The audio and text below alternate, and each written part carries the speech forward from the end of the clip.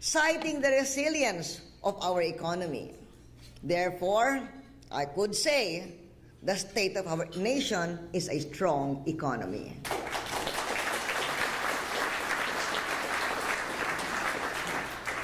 I want our republic to be ready for a first world in 20 years. And towards that vision, we, the senators, the congressmen, speaker, made key reforms. Our economic plan centers on putting people first. Higit sa lahat, ang layunin ng ating mga patakaran ay tulungan ang masisipag na karaniwang Pilipino. New tax revenues were put in place to help pay for better health care, more roads, and a strong education system. Housing policies were designed to lift up our poorer citizens so they can live and raise a family with dignity. Ang ating mga puhunan sa agrikultura ay naglalayong kilalanin ang ating mga magsasaka bilang backbone ng ating bansa at bigyan sila ng mga modernong kagamitan to feed our nation and feed their own family. In 2008 up to early 2009, we were among only a few economies in Asia Pacific that did not shrink. Contrast that to 2009. To 2001, I mean, when I first became president. Asia was then surging, but our country was on the brink of bankruptcy. Now it's the other way around. The world is in recession, our country remains strong.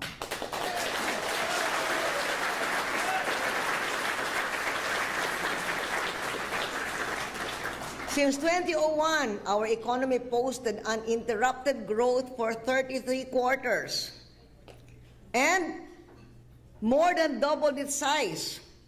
In 2001, it was $76 billion. In 2008, $186 billion, more than double what it was 8 years ago.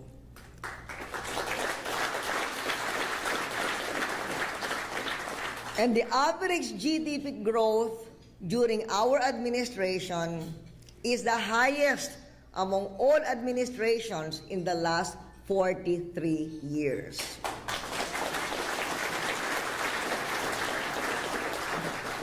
From January 2001 to April 2009, we created 8 million jobs. Source of that, the National Statistics Office Labor Force Survey. That is an average of 1 million a year, more than at any other time in our history. Our foreign debt ratio, we cut in half. From 73% before I started to 32% of GDP. Kaya kung meron man tayong malaking kaaway na tinalo, walang iba kundi yung utang, yung foreign debt.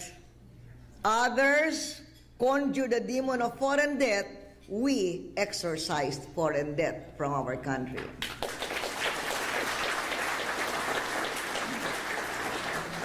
Our average inflation rate is the lowest since 1966. Sabi nga ni Governor Salceda sa akin, Joey Salceda, who was an economist, alam mo ma'am, ang nakatalo lang sa record mo sa ekonomiya, yung tatay mo, si President Diosdado Macapagal. And last June, a month ago, inflation dropped to 1.5%.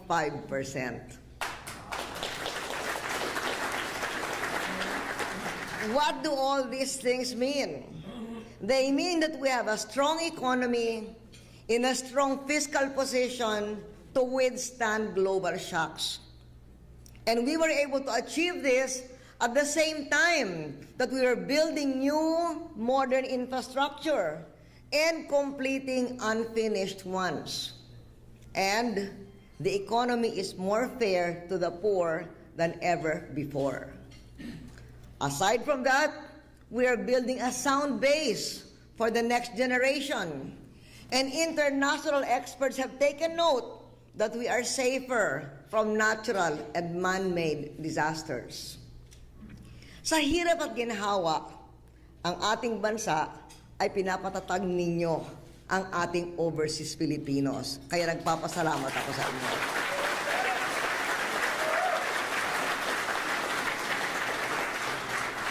Kahit hindi gaanong lumalaki ang numero, 8 million nung nagsimula ako bilang presidente, more or less 8 million pa rin ngayon.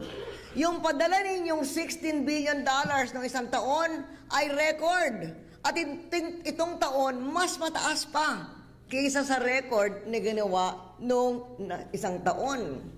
At pinakamalaking bahagi ng remittances ay nanggaling dito sa ating mga kababayan sa North America. Kaya maraming salamat sa inyo.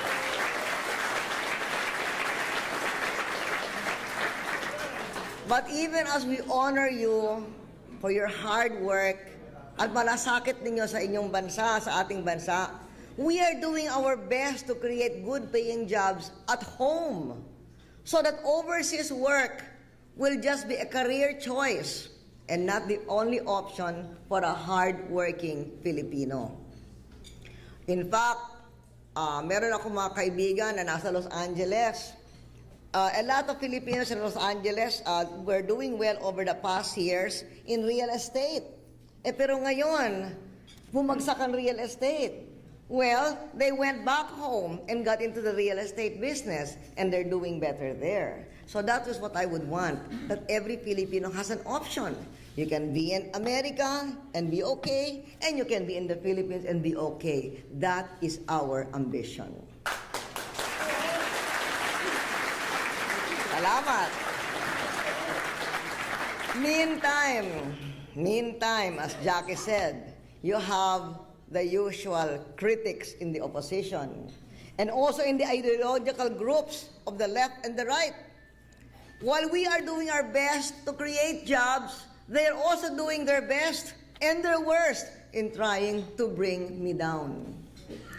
And if you look at all their charges, the thing is, I've never done any of the things that have scared them so much. They seem to be frightened by their own shadows. The noisiest critic of constitutional reform tirelessly and shamelessly attempted cha-cha when they thought they could take advantage of it. Now that they feel they cannot benefit from it, they oppose it. So what is that for vested interest versus national interest?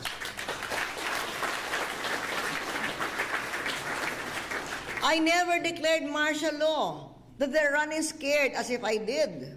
Really, in truth, what they are really afraid of is their own weakness in the face of this self-imagined threat.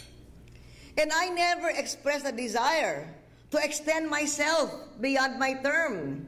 But many of those who accused me of it were the ones who tried to cling like nails to their own posts.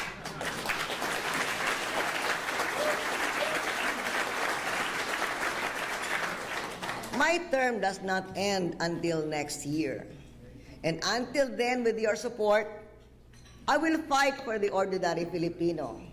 There is much to do as head of state up to the very last day. And I trust that the Filipino-American community, the FILUSA, the different organizations here will continue to support and have faith in the Philippines. So I am so happy to be able to be with you tonight. Kahit na naghintay kayo, I feel so guilty about that.